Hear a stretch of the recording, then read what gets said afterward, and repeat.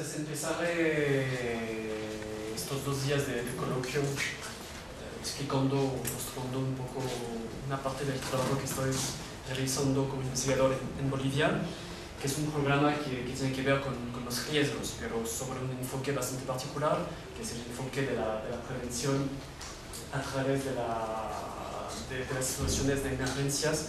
En este caso lo voy a poner a través de las situaciones de emergencias y de crisis. Entonces, ¿por qué este enfoque de emergencias y crisis, que es un enfoque bastante particular? En la mayoría de los casos, cuando se trata de los riesgos, se trata de los fenómenos físicos de estos aspectos, ¿no? Entonces, voy a intentar explicar por qué me interesó yo como investigador a la parte emergencia y crisis. Ustedes ya saben que la temática de los riesgos es una temática que está muy de actualidad, ¿no? Se habla bastante de esta temática, no solamente diariamente por los eventos que ocurren a través del mundo, pero también porque se necesita, o sea, este tema de los riesgos es necesario tomarlo en cuenta para la planificación urbana y estas cosas. Pues además también, o sea, con esta temática de los riesgos, lo que es importante es que pueden llegar a la creación o al desarrollo de eventos que van a ser dañinos, que van a crear daños en las ciudades, en los campos, depende de dónde se desarrollan estos eventos. Y a través de los últimos decenios hemos visto que hay un aumento bastante fuerte de los eventos a través del mundo, de los desastres.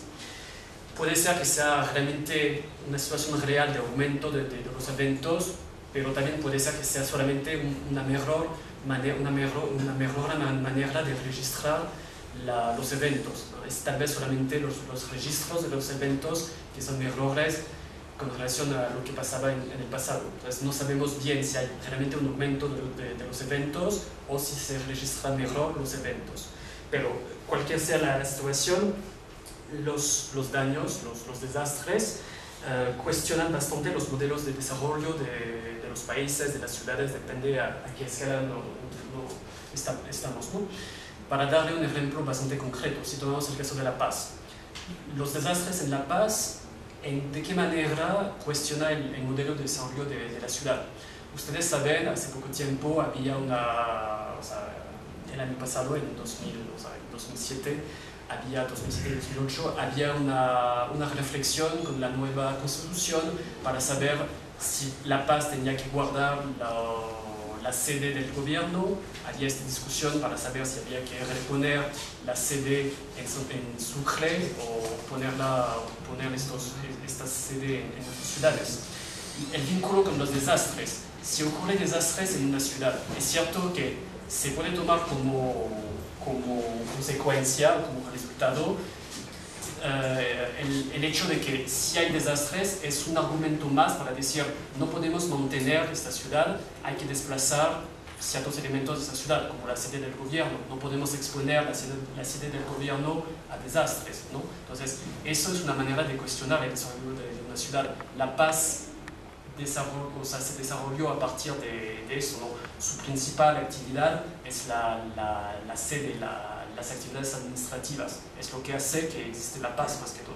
No son las actividades económicas como en nuestras ciudades. Si se pierde la sede, es cierto que el desarrollo de la ciudad se va a parar bastante, ¿no? O sea, si ustedes se recuerdan de estas discusiones hace unos meses atrás, entonces el tema de los riesgos pone o pregunta, cuestiona el desarrollo, los modelos de desarrollo de las ciudades de los países. Ya. Entonces, por esta razón es un tema bastante importante. Entonces, llego a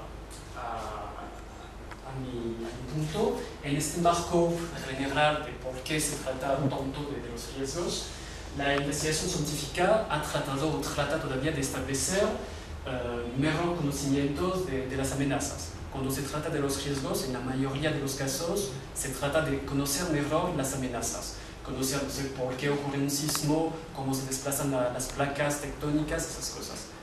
En la gran mayoría de las investigaciones que se realizan, intentan trabajar sobre este aspecto de los conocimientos de las amenazas. que es bastante interesante, pero es bastante insuficiente también, porque no se trata solamente de desplazamiento de placas, de dónde va a llover o no, esas cosas. Se trata también de entender que va a ser dañados.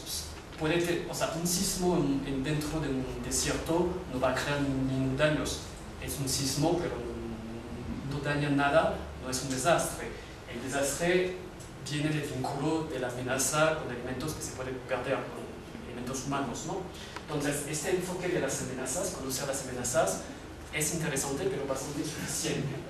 Y más que todo, es insuficiente porque la consecuencia de estas investigaciones, pues las amenazas, desembocan en una posición, un concepto de resistencias a las amenazas. Si ustedes piensan bien cómo se trata de, cómo intentamos de arreglar los riesgos, intentamos de hacer que, no sé, construir camiones, esas cosas, para impedir que suceda el deslizamiento. Tratamos de resistir a lo que es la naturaleza. En ciertos casos se puede, pero también tiene bastante límites, ¿no? Es imposible impedir el desplazamiento de las placas, esas cosas. Entonces, este enfoque de conocimiento de las amenazas que desemboca en una posición de resistir a las amenazas tiene aspectos interesantes, pero bastante límites. No podemos solamente enfocarnos sobre esta posición de las amenazas. Entonces, además, si nos ponemos en un contexto urbano de los países del sur, estamos frente a otros problemas. La exposición, hay un aumento de la exposición de la población, de los elementos como las ciudades, a amenazas destructivas, y eso por la aceleración del desarrollo urbano. Desde unas decenias atrás, se desarrolló bastante las ciudades. Si tomamos el caso de Bolivia, hace poco tiempo Bolivia tenía menos del 50% de su población que era dentro de las ciudades. Ya no es el caso, ¿ya? Entonces, hay un desarrollo de las ciudades y por este desarrollo de las ciudades se concentra la población, se expone mucho más a las amenazas. Si se concentra la población, se expone más. Paralelamente a este aumento de la exposición a amenazas, el desarrollo urbano local en las ciudades muy pocas veces es capaz de planificar a largo plazo. Otra vez en el caso de La Paz, han intentado desde el final de los años 70 de planificar la ciudad, pero por varias razones, no tengo tiempo de entrar en eso, no ha sido posible planificar de manera lo más correcto posible esa ciudad o las ciudades en general. Y el tercer punto, también se ve un aumento de la pobreza, de la exclusión social. Depende de cómo los calculamos, pero es cierto que de manera global en las ciudades del sur, la diferencia entre los más ricos y los más pobres es cada vez más importante, ¿no? Entonces, tomando en cuenta todos estos aspectos, dentro de un programa de investigación hemos pensado que era esencial de pensar la situación de emergencia. Explicaré un poco más adelante por qué. Y la manera de mejorar los sistemas de gestión de crisis para justamente no abandonar estas ciudades del sur. Y eso de manera paralela al seguimiento de la planificación preventiva, como se hace de manera general. Entonces, en este aspecto particular de la temática de los riesgos, todo lo que tiene que ver con las emergencias, la investigación de manera también general se interesó muy poco hasta la fecha a las dimensiones espaciales y territoriales. Como la mayoría de ustedes soy geógrafo, así que como geógrafo lo que me interesa es entender una temática como se expresa dentro del territorio.